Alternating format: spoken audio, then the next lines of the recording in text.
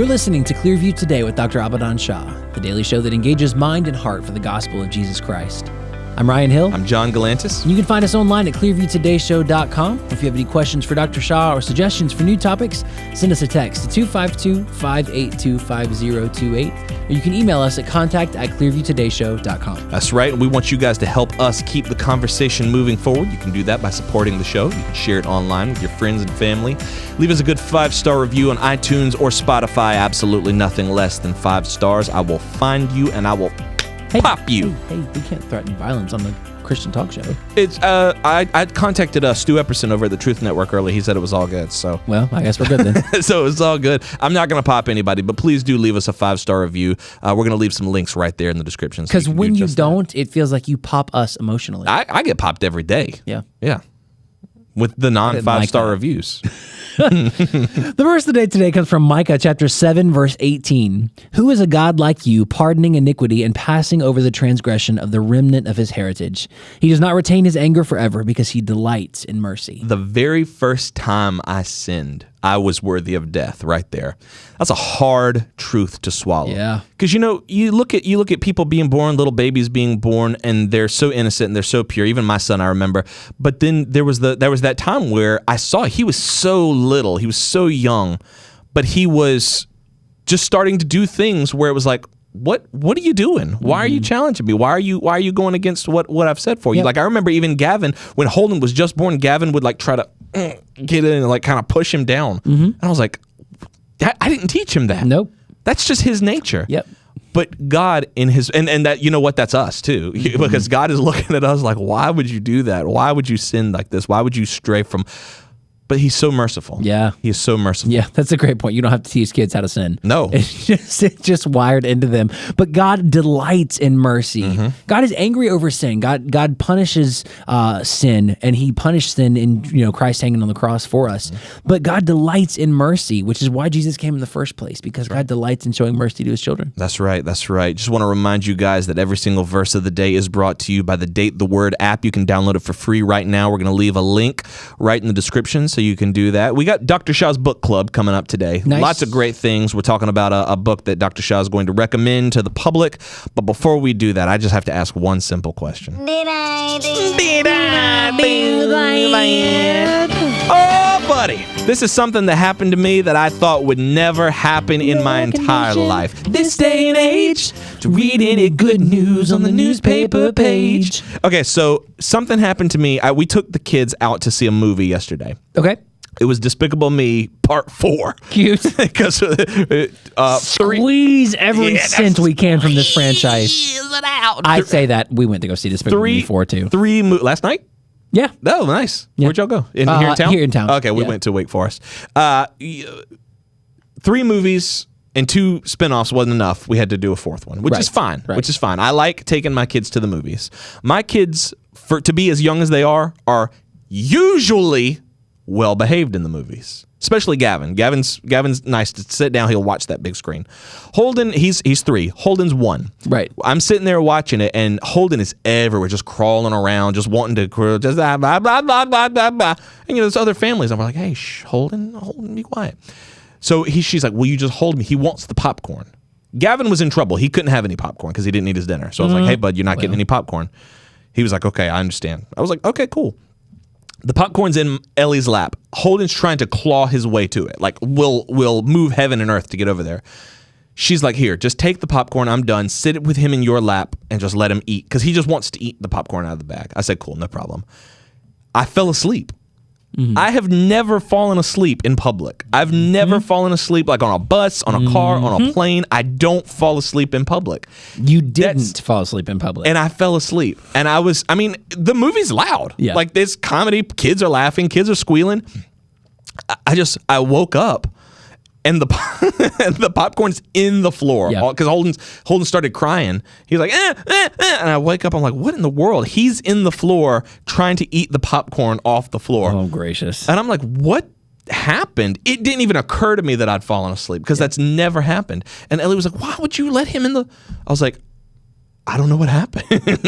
I was just sitting there dumbfounded. You previously did not fall asleep in public, but that was prior to 2 kids in your 30s. Do you fall asleep in public?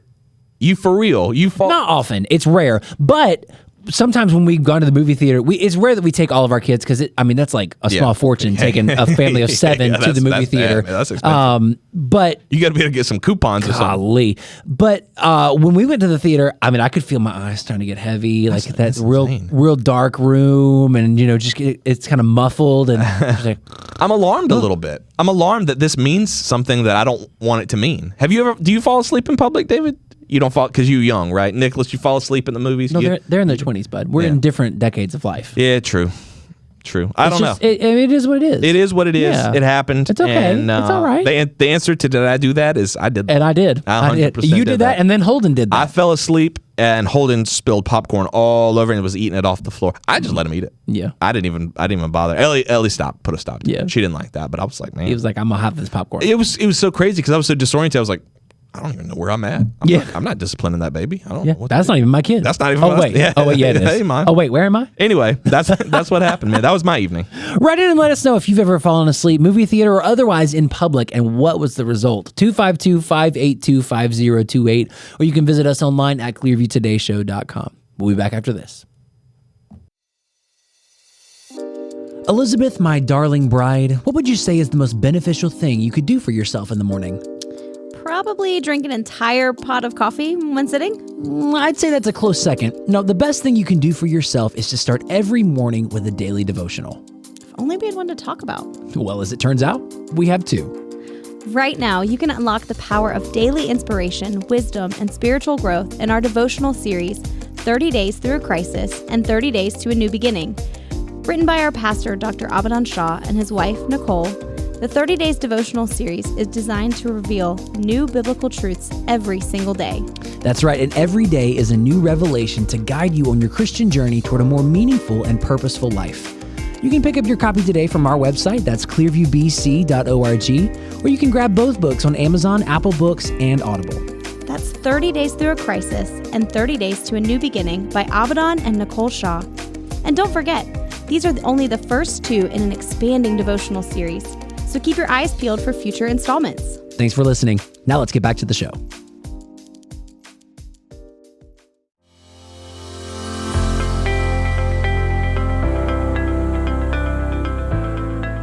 Welcome back to Clearview Today with Dr. Abadan Shah, the daily show that engages mind and heart for the gospel of Jesus Christ. You can find us online at clearviewtodayshow.com, or if you have any questions or suggestions for new topics, send us a text to 252-582-5028. That's right, and we're here once again in the Clearview Today studio with Dr. Abadan Shah, who's a PhD in New Testament textual criticism, professor at Carolina University, author, full-time pastor, and the host of today's show. You can find all of his work on his website. That's abadanshah.com. Dr. Shah, welcome to the show this glorious Thursday afternoon. Yes, so good to see you guys. Happy Thursday. Well, happy Thursday. Same to you. Hey, listen, I fell asleep in public yesterday, which I always said that I would never do, but I don't know if that's just a thing of age or a thing of it just kind of happened, but there was a big popcorn fiasco at the movie theater where... Really? Yeah, I fell asleep, and I was holding the baby, and he was like, I'm just going to dump the popcorn out all in the floor. Who did that? That was Holden. Oh. So I wanted to know, how likely are you to fall asleep in public? Because I always said there's no way I can fall asleep in public. Oh, I do. You do? Yeah, movie theaters, it happens. I went to a movie recently. Won't mention which one because I don't want people to think that it was that boring, but it was not. Just tired, and it's dark.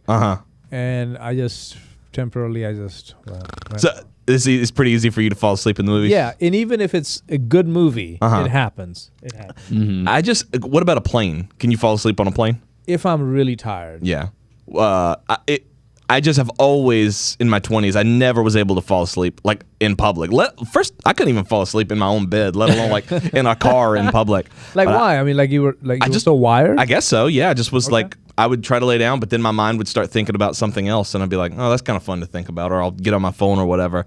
But yesterday, I was watching this Despicable Me, and I was like, I'm just going to shut my eyes for a second. And then the next thing I know, the baby was in the floor. All the popcorn is just scattered all over the floor. I was like, I had goofed up. Not good. Yeah. Not It was good. crazy. But Did you enjoy the movie? Yeah, well, I didn't see a lot of it. You were asleep? I don't know how much I slept for, but snoozing for much yeah, of it. I was snoozing for a little bit of it. Yeah, but that's funny. I just wanted to know is that something that just comes the older you get, or if it's just like, hey, if you're tired enough, you'll just fall asleep. I think it's the older you get, but it's not like because you're old or aged that it isn't happening. It's just, I guess it's either tired, Just long day, and just comfortable seating, and you just kind of like, and it's just dark, and so you go out. So it's not like you're old and just, I can't stay awake. Yeah. Yeah. It's like no, I'm you get a in slow that dark narcoleptic. room, and it's just kind of like. Do you then, when you left the movie theater with Nicole, when you fell asleep, did you pretend to like talk about the movie after, or were you just like, I fell No, I asleep? looked over. She was asleep like too? this. I said, "You falling asleep too?" She's like, Yeah. it's a good movie. She's like, it is a great movie, just hard to stay awake. That's true. Hard to And we keep had just those eyes eaten open. lunch, Yeah. so that makes it even that more doesn't help. difficult. All Yeah. that carb just sitting there and just Yep. Very true. draining you out. Very true. Well, listen, it's a great day today, and you know what time it is. I didn't even tell Ryan about this. Ryan doesn't even know. I don't know. Talking about It's mail time. Go on and sing it for him one time, there, Ryan. Here's the mail, it never fails. It makes me wanna wag my tail. When it comes, I wanna wail. Mail. Somebody wrote into the show after our. Thank you. That was a great song. Thanks, by the I way. appreciate that. yes. This is from Travis T. right here in North Carolina. It says, I just picked up my copy of 30 Days Praying for America, and I'm loving it. My wife and I have been going through it day by day, and it feels like we're falling in love with our nation all over again. That's awesome. Would it be that. tacky to feature your own book for Dr. Shah's book club, Travis T? My answer to that is Travis. A little bit, yeah, a little bit. So we're not going to do it today. But thank you so much for writing into the show. We did want to do Dr. Shah's book club. Yeah. we were just in. I didn't want to disrespect Travis too much. We're not Right. going to do. We're not going Appreciate to you, do Travis. our own book for book club. Maybe one day we'll get there, or maybe someone else will do a show, and Dr. Shah, your book will be Sure. on their There you book go. club. Yep. But for today, Dr. Shah's book club. That's right. Well, Dr. Shah's book club, as you know, is recommendations from Dr. Shah. You know, you have years of experience of reading and research, so this is your chance for to share with our listeners and our viewers maybe some recommended readings on things like ministry or things like understanding the Bible, leadership. So, Dr. Shah, what is the book recommendation for us for Dr. Shah's book club today? 2 books by one of my favorite writers. He was a Harvard Business School professor by the name of John Kotter. Kotter. If we ever did any of his books on the show before, could we title this episode "Welcome Back, Cotter"? Wow. That's a deep pull. That's pretty good. I didn't Very follow good. I It don't, was a sitcom, I think, or a Yeah. show. Oh. It was a Welcome Back, Cotter. Oh, yeah. Yeah. Wow, that's pretty good. Thank you. So I kind of this- regret it now. these are the 2 books. Okay. The first one is The Heart of Change, or actually, the first one was Leading Change. The second one was The Heart of Change. And these 2 books were very instrumental in where we are in our church today. wow. Yeah. What is- again, I would say Bible is top notch, of course, but as to leading our church through this time of transition to where we are today, making an impact for Christ and still maintaining that balance of theology and outreach and all of that, it's coming from these 2. So is it about how to change culture, how to change church specifically, how to change just the mindset of the people around you? It's not about the church. Okay. It's about business. Okay, cool. Okay, changing old businesses and helping them align with what's happening in the world today. Wow. Got you. That's what these 2 books are about. Okay. So, what led you to these resources if they're geared for a business setting when we were going through a church shift or a church revitalization? What led you to these resources? So the way it happened was I came to this church, Nicole and I came to this church in 1998. First year was just youth pastor. And then the pastor left to go take care of his family. So the church asked me to preach a few times, which I did. And then they extended to me the call to come as the pastor. I prayed about it. It was not that it was beneath me or anything. It was just, I felt like I wasn't quite the person for the job, or I didn't fit the demographics around here. I'm from an outside place. I just didn't feel like maybe I can do this. I don't know. But I'll have to pray about it. But then I came as a pastor in 1999, and I tried to bring about some changes, and they were quickly shot down and didn't go anywhere. I understand completely. when small churches or country churches are not able to grow is because of the mentality, the mindset. And again, these are the realities. I'm not talking down about people. I'm simply explaining to you what the mindset is of the people. Do you remember what some of those changes were? As simple as we got to reach the youth. That seems odd that they would disagree with that. Go to any of these small churches or country churches or churches that are struggling with like 4 people sitting there. And if you would think, right, growth means fresh blood, new people coming in. They don't agree with that. Really? Yeah, they may say it. They say, oh, yeah, we would love to have more children. We would love to have more. But if you start saying, okay, to do that, we got to do this, they'll immediately stop you. Wow. Or they'll tell you why it didn't work, it doesn't work, or we tried it before. That's one of the things that was the most, I guess, attractive to me when I first came here to Clearview and talking with you, Dr. Shah, about your vision for the youth ministry here and what you wanted to see and the things that you were looking for. I mean, it was just like a breath of fresh air because, the church that I grew up in, churches that I've been a part of, that wasn't the sentiment. Right. And it was not here either. Now, I was a youth pastor, and they supported me, but it was not like this is a priority. They did not believe that this was necessary. They were content with what little they had. Right. And the mindset was even if you have to move on, please do so. If you find a better job, please consider this place a learning, a kind of a training ground.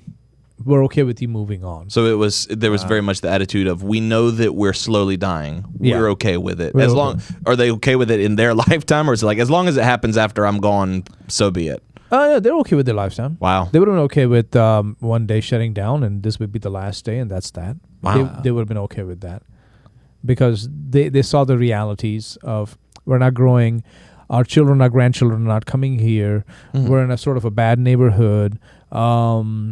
Who wants to come here and invest their life? Yeah. Nobody does. It's easy to... I'm glad you said that because it's easy to villainize people like that when really I think there's just a sense of hopelessness. Right. It's not like they're like... Oh, reality. Yeah. It's like...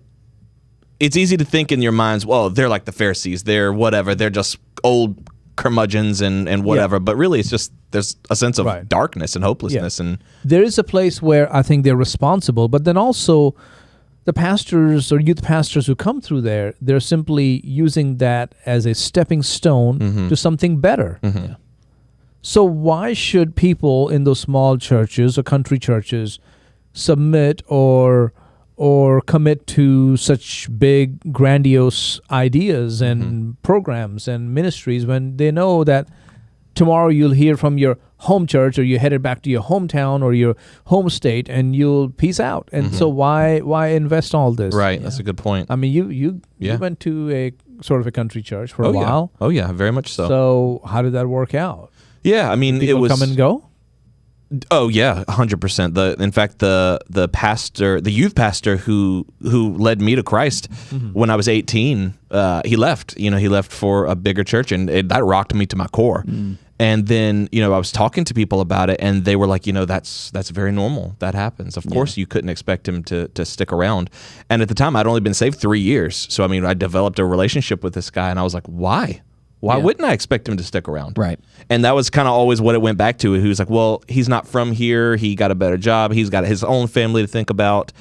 And the ultimate truth of it was... that was normal. It's unfortunate how normal it is. It was normal. And so it was something that hurt me, but I had to quote unquote grow up and see how ministry actually worked. Right. It's difficult. Yeah. It makes life gets difficult. Very much so. So anyways, so we were here for some time, and then my dad, of course, told me to just stick it out, be there, don't leave, and all those kind of things. And after that point, I began to preach, and I just focused on my preaching, my teaching, worked on my PhD work, and visited people, loved on people. I try not to get bitter. Yeah. And I believe by God's grace I wasn't bitter because we loved the people. and I didn't want to blame them or be angry with them because I felt like that was not necessary. Yeah. But I was like, at the same time, I cannot just cajole them and just pat them on the back and say it's all good, everybody's good, life is great, Right. it's all wonderful. I was like, no, I have to love them at the same time. Call them to action. Mm-hmm. And so I began to bridge that gap. Love them and at the same time call them to action. And so that's where these books came into place, because you were committed at this point to changing the Yes, church and yes. changing the culture around it. So it was in 2005 that we finally, another member left, because we were hardly like 30 people, if that. Wow. So another good giving member left the church, and we felt like, wow, how can we keep going? It was a big blow. And their reasoning for leaving was like, oh, this church just kind of hurt us, just not good enough for our socioeconomic status. So I was like, Like it was beneath where they were. beneath where they were. And I was Wow. like, oh, really? I mean, you are the church. Yeah, I know. How can you look at the people around here and say they're not good enough for me? Yeah. But it hurt. Mm-hmm. And I knew where it was coming from, and not just from the person, but also the person's spouse, who was not part of the church. Right. So I was like, oh, but don't listen. Don't listen to that person. But of course, they didn't do that. Right. So I went to our leaders and I said, we need to move. Mm-hmm. We need to go somewhere else with our church and restart. We need to do that. Mm-hmm. And I thought it was gonna get shot down. It was going to be like what it was at one time back in 1999, that, hey, we're not interested, just continue. Yeah. Sure enough, they came back a couple of weeks later, and I told them, I said, if you don't, I will still continue. Mm-hmm. And so they came back and they said, no, we want to do this, and yes, we will do this, Wow. and let's move forward. How did you feel when that happened?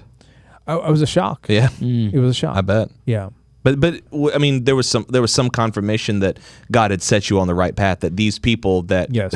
these same people that would have shot you down 6 years prior are now on board. Yes. Yeah. So we put it on the market, and it still didn't sell. 2005, nothing. 2006, nothing. 2007, nothing. Until the end. Now, we would have different congregations come and check out our building. Right. And then they were like, and then didn't do anything. But the end of 2007, the market crashed and everything. It was a bad time. But God sort of kept us in a bubble where I was not even interested in what was happening in the market. It didn't affect me. We were too below the poverty level to even be impacted by that. Wow. So we were like, whatever. Whatever. Yeah. Just keep on And sailing. the church building sold. And this happened in December or November. When it happened, I was like, oh, wow. We're going to be moving. This is a great opportunity to now recast ourselves in a biblical light, the way we need to be. Right. And at the time, I used to get the Georgia Baptist newspaper. So like a monthly thing or a weekly thing. I can't remember now. I think monthly. And on the front page of that newspaper was a story by Ike Reichert. Ike Reichert is pastor, still is a pastor in Atlanta. And my father-in-law knew him when he was like a kind of a famous teacher, preacher kind of thing. And Nicole's dad knew him. So I was like, oh, I know who this person is. His wife had died in a wreck and all that. He remarried and everything. I was like, oh, I know who that is. I began to read the story, and the story was about this church, Piedmont Baptist Church, I think, something like that. I can't remember. Right.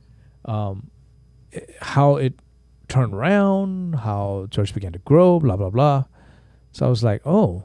And then on the bottom was his email. So I took that email, and I emailed him, and I said, hey, I would love to have 5 minutes of your time if you could give me that time. And I thought, he's a busy man, big man. Yeah. He's not going to respond. But he sure enough responded. Wow. And he said, call me on this day, on this time. Love to talk to you. And he talked to me for a good hour and a half. That's incredible. Maybe more. Yeah. And one of the things that he told me in that conversation was, you need to get John Carter's 2 books, Leading Change. This one came out, I think, in the 1996 or something like that. And then The Heart of Change, about 2002. And he knew that those books, even though they were geared towards businesses, that would help you with this church. Yeah, what he was saying was, you need to know how to transition a congregation and do it without losing your mind, or do it without hurting people, and do it biblically, as well as being aware of what needs to happen today. Right. So it's not just like some ethereal principles from 2,000 years ago, but principles that apply today. Right. Right. And so he said, just to let you know, he's not even a Christian. He may be, I don't know, but the principles are solid. And there is not a good book out there on this subject of leading churches through a change. So I bought those books. Here they are. They're sitting here. These are the books. And I began to read through them. Okay. This is me taking notes in these books. Leading Change and Heart of Change. Heart of Change is more, there are more stories of people who followed these principles. That's what Heart of Change is all about. Gotcha. And I was like, wow, this is exactly what I need. Yeah. And so I took these principles and I began to help our church leadership, which was pretty much the main people who came. Yeah. To changing and becoming who we are today as Clearview. How did that process go? Like, what did that look like as you were like, okay, now I've read this book, I understand these principles, now it's time to start applying them. How smoothly did that go? It was tough. It was tough because I was learning too. So many times I was reading that chapter Friday night, because we would meet on Saturday mornings from like 9 o'clock till 12, something like that. And we did that in 2008, starting in, I believe, end of January, I think it was, all the way to like August. We met every 3 weeks or so. I think there was a little break in between, but overall, every 3 weeks or so, we would meet and walk through the principles in this book in 2008. Wow. That's incredible. Yeah. And there was a couple other books. There's another book by Aubrey Malphurs called Strategic Thinking or something like that. Strategic Thinking for a Change or something. But it's by Aubrey Malphurs. Great book again. Do you want to talk about some of the principles just very briefly, just to give people, if they're listening, because there may be people out there who are trying to get their church to go through a change right now. Yeah. So some of the things that he talks about is why firms fail. Because he's talking about businesses. He's talking about law firms. He's talking about steel industry. He's talking about medical hospitals.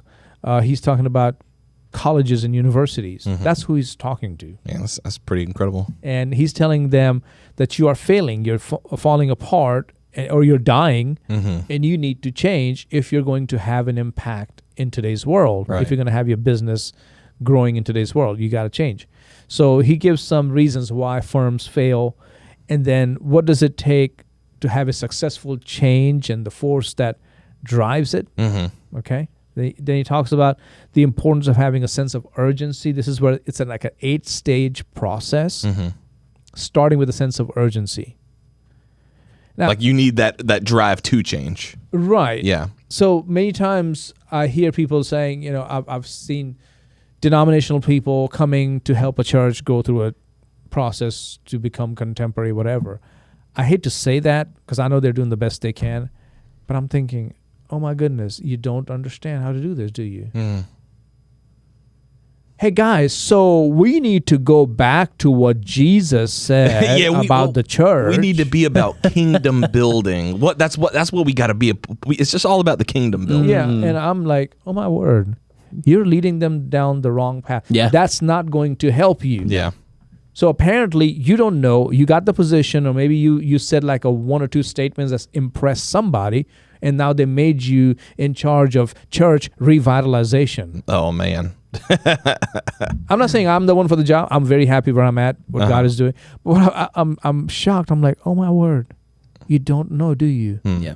And because since then I've been in denominational meetings. I've been in seminars where I saw someone get up and start talking about how to help churches come alive. and their ideas are like bunk. Do you think that people find themselves in those positions where they're like, all right, now I'm in charge of church revitalization, and they know like I'm in over my head here. Yeah, I don't know what I'm talking about. Yeah, they are. I think many times it's just going on the internet, finding somebody's sermon, something, Yeah. or maybe a book they read. And I will tell you, to this day, there is not a really, really good book on that subject. Wow. I think people think there are, but they're not. I know there are different authors who have done a great job in bringing certain things to light, like Tom Rainer has done it.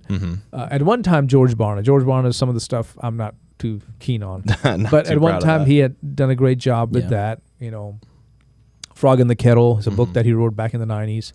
I read that book. So there's some good books, but they still are not where we need to be. Yeah. It just gives us an opportunity for the future. Yeah, I know. Maybe have a resource maybe there. a future release here for the churches. That's what I'm saying. So the first stage is establish a sense of urgency, which means you have to help people understand that this is not something. Let's talk about this for a while. Let's have our meetings and let's just sit in a circle and talk about just the heart of change, just why we need to change. Oh, that's not. I wish that would even happen. That's not how It doesn't how even. it works. It's not. They It come doesn't even get together that and far. they talk about everything and talk about this. If it's a country church, they can talk about the rain, or they can talk about something. If it's a city church, it's going to talk about some rezoning that's happening. If it's a mid-sized community church, they will come together and they will chit chat, or they'll be like, don't take my position. So it's a complaining session. Or something of that sort. Yeah. Gotcha. Or like protective over their little turf. Yeah. So it's not where it needs to be. Urgency means you have to begin with, this needs to happen now.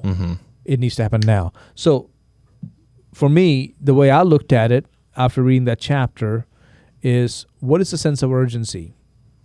What is the sense of urgency that would light some fire under people? Oh, yeah, very simple. Their children and grandchildren. Yeah, that's a good point. Yeah. If they do not know Jesus Christ as the Lord and Savior, and if you're not giving them the truth, if you're not discipling them, if you're not leading them to the cross and helping them walk with Christ and get into His Word, they'll be lost forever. That's a great point, because there's nothing. If that doesn't spark urgency in people, then maybe you've got the wrong people. Right. You know what I mean? Like if your people are, There's little else that will. yeah, if your people are worth leading, then that will 100% spark urgency in them. Are your children sitting next to you? Are your grandchildren sitting next to you? Now, I'm not talking about if they're going to another church and they're really satisfied, doing great, praise God. If they're living in another city, another town, another state, totally understandable. But they're not in any of those situations. Are you okay with that? Yeah. Well, I can't make them. No. That's not what we're saying. We're saying, are you doing everything possible to lay out the foundation and make it possible for them to come and want to worship with you? And raise their children, your grandchildren, to love Jesus Christ. Yeah. And if you hem and haw, means something's not right with you. That's true. That's But right. if it feels in your heart, yes, I want that, what can I do? Now we're ready to talk about change. Yeah. Because if there's nothing, like John Carter went on to write another book called Our Iceberg is Melting. It's like, think about you sitting on an iceberg. It's melting. Yeah. that'll put some urgency in you. You gotta move to do something about this, because it won't be long before you'll be in the water. True. Yeah. Very true. Wow. That's such a great concept for us. And that urgency behind change, man, so good. Leading Change in the Heart of Change by John Cotter. Great resources for you. If you have any questions about those resources, write in and let us know. 252-582-5028. Or you can visit us online at clearviewtodayshow.com. Don't forget, you can partner with us financially on that same website. Scroll to the bottom, click that donate button, and let us know it's coming from our Clearview Today Show family. Lots of great content coming your way. Make sure you guys tune in. We love you guys. We'll see you tomorrow on Clearview Today.